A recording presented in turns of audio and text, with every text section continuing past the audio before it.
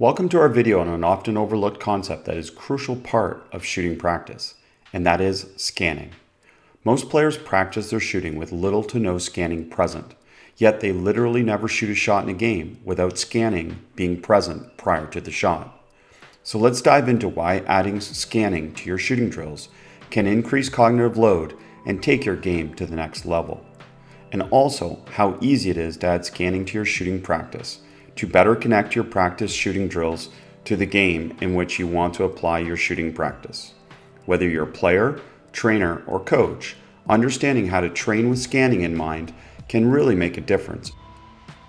So let's jump into why this is so valuable and how easy it is to add scanning to a typical on-air shooting drill. In most traditional shooting drills, you simply are catching and shooting in rhythm. These are called on-air drills, where there are minimal distractions and you get to focus purely on your shooting form. Now, don't get me wrong, these drills have their place in player development. But here's the thing, they don't prepare you for the real game scenario where you have to make quick decisions while processing tons of information, like where defenders are, where teammates are, and where you are on the court relative to the basket and the timing of the pass. This is where scanning comes in. Scanning, or visually checking your environment for cues, allows you to process information faster, make better decisions, and adjust your actions in real time. Adding scanning to shooting drills increases the cognitive load, meaning that now your brain has to work a bit harder because you're managing multiple tasks at once. This simulates the demands of an actual game and helps you perform better under pressure. When you incorporate scanning, you're training your brain to quickly process visual cues, which has two major benefits. First, it helps you make faster decisions because you are already conditioned to read and react to cues. Second, it strengthens your ability to manage cognitive load, which is essential in high-stress situations on the court. So instead of being overwhelmed by the pressure of live game, your mind will be trained to handle it. Alright, let's talk about how easy it is to add scanning into your shooting drills. Let's start with a simple shooting drill example where the shooter receives a pass and then must pass back to their partner prior to shooting the basketball.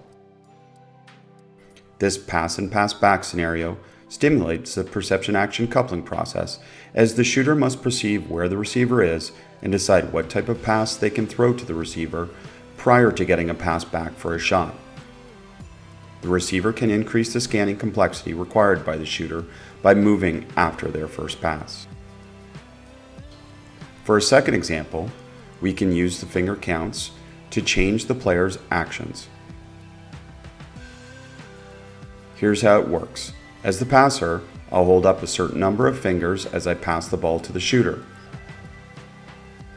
Depending on how many fingers I hold up, the player has to apply a specific technique before shooting. If I hold up 3 fingers, the player will take 3 dribbles before shooting. If I hold up 2 fingers, the player will take 2 dribbles prior to shooting. As you can see, adding this small decision right before the shot forces the player to quickly process the visual cue and adjust their action accordingly. They have to maintain their shooting form while their brain is working through an added decision. This elevates a simple shooting drill to more closely replicate the decisions you'll face in a game by adding scanning.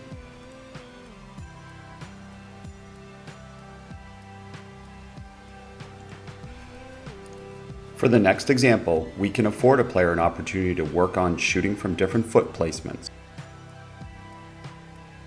Specifically, the player is varying the width of their feet based on whether they see a 1, 2, or 3 finger count from the passer.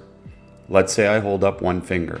The player shoots from a 1 wide shooting position, which is their normal foot placement position. If I hold up 2 or 3 fingers, then the player catches and shoots from a wider and widest foot position. These slight adjustments give the player practice with multiple shot types and movements, all while they're practicing scanning.